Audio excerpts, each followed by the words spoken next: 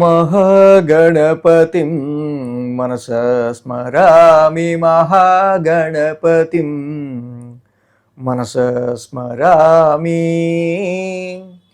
TR creations family అందరికీ నా హృదయపూర్వక ధన్యవాదాలు.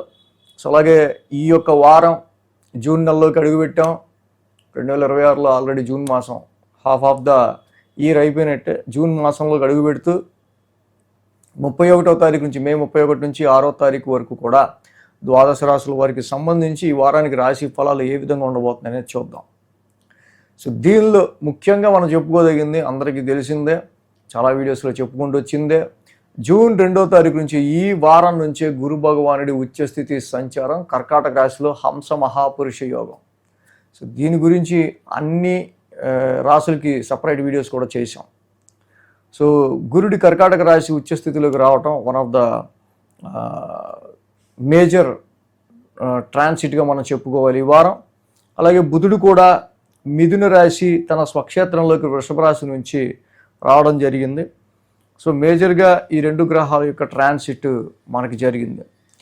సో అలాగే ఇక్కడ మనం చూసినట్టయితే కనుక శని భగవానుడు మీనరాశిలో, కుజుడు స్వక్షేత్రంలో మేషరాశిలో, వృషభంలో రవి యొక్క సంచారం, బుధ శుక్రులు మిథునంలో, కర్కాటకంలో గురుడు, సింహంలో కేతువు, రాహు అలాగే కుంభరాశిలో సంచారంలో ఉంటున్నారు.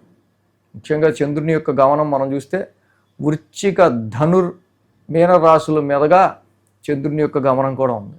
సో ఈ విధమైన చంద్రుని యొక్క సంచారం ఆధారంగా అలాగే మిగతా గ్రహస్థితి ఆధారంగా కూడా ద్వాదశ రాశుల వారికి సంబంధించి ఈ వారం ఏ విధమైన ఫలితాలు ఉండబోతున్నాయి అనేది మనం చూద్దాం. వృశ్చిక రాశి వారికి సంబంధించి చూద్దాం. వృశ్చిక రాశి వారికి షష్టమంలో కుజుడు, అష్టమంలో బుధుడు, అష్టమంలో శుక్రుడు, భాగ్యంలో గురుడు, దశమంలో కేతువు, మొత్తంగా 5 గ్రహాల యొక్క అనుకూలత ఈ రాశి వాళ్ళకి చక్కగా యోగిస్తూ ఉంది. ముఖ్యంగా వృశ్చిక రాశి వాళ్ళకి ఈ వారం నుంచి మనం చెప్పుకోదగ్గ మేజర్ ట్రాన్సిట్లు చేయించి అందరూ వెయిట్ చేస్తున్నది. అష్టమ స్థానం నుంచి ఫస్ట్ గురువు గారు ఉచ్చస్థితిలోకి భాగ్యస్థానంలోకి రావటం, ఇదే నిజమైన భాగ్యం కదా అనుకోవాలి. ఎందుకంటే జూన్ 2 నుంచి కర్కాటకంలో ఉచ్చస్థితిలో గురుడు రావటం హంస మహాపురుష యోగంగా చెప్పుకుంటామని కదా.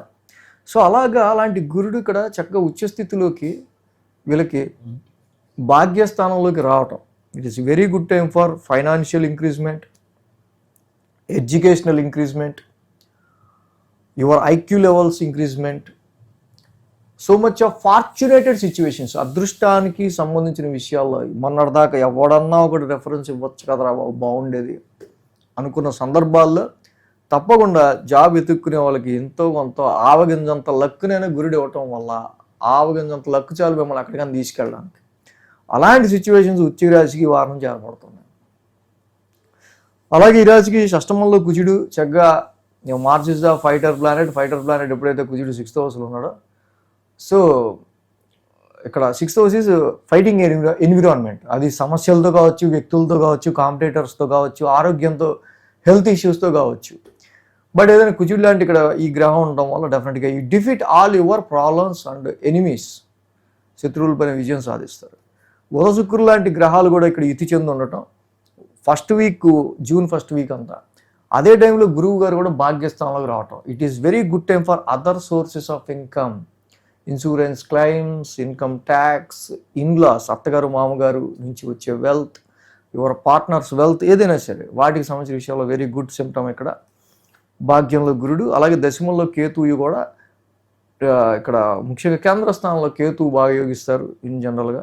సో ప్రొఫెషనల్లీ సమ్ టైమ్స్ మీకు కొంతవరకు పెరిగితే నాలెడ్జ్ పెరుగుతుంది, లేకపోతే సమ్ డిసాటిస్ఫాక్షన్ అనేది కూడా ఉండే ఆస్కారాలు ఉంటాయి. ఈ వారం 1, 2, 3 స్థానాల గురించి చంద్రుని యొక్క సంచారం, రాశి నుంచే చంద్రుని యొక్క సంచారం ఉందో 1, 2, 3 స్థానాలు అనేది. ఎప్పుడైతే రాశి నుంచి చంద్రుని యొక్క సంచారం ఉందో డెఫినెట్గా చంద్రుడు ఈ రాశి వాళ్ళకి సంబంధించి అది నీచ రాశి అయినప్పటికీ కూడా it is a very good position. ఎందుకంటే గురువు గారు ఉచ్చస్థితిలోకి వస్తూ ఉన్నారు కాబట్టి మీ మైండ్ కాన్ఫిడెన్స్ లెవెల్స్ అన్నీ కూడా కొంచెం పాజిటివ్ వైపు ఉండే ఆస్కారాలు ఉన్నాయి. సమ్ హెల్త్ ఇష్యూస్ లాంటివి, కండరాలకు సంబంధించి మజిల్ రిలేటెడ్ ఇష్యూస్ కానీ, కొంచెం బ్లడ్ హిమోగ్లోబిన్కి సంబంధించిన విషయాల్లో కానీ ఇలాంటి చిన్న ఉన్నా కూడా మళ్ళీ నూతన వస్త్ర ప్రాప్తి, శత్రువులపైన విజయం అన్నీ కూడా ఈ వారం మనకు కనిపిస్తూ ఉన్నాయి. అలాగే ద్వితీయ స్థానంలో మంగళ బుధవారాల్లో చంద్రుని యొక్క సంచారం, it is very good time. బుధ శుక్రుల యొక్క ఇది అష్టమ స్థానంలో ఉంది కాబట్టి ఫైనాన్షియల్గా పేమెంట్స్ అయినా ఖర్చులు ఉన్నా అది ఇంకో వైపు నుంచి సర్దుబాటు అయ్యే ఆస్కారాలు 100% మనకు కనిపిస్తూ ఉన్నాయి.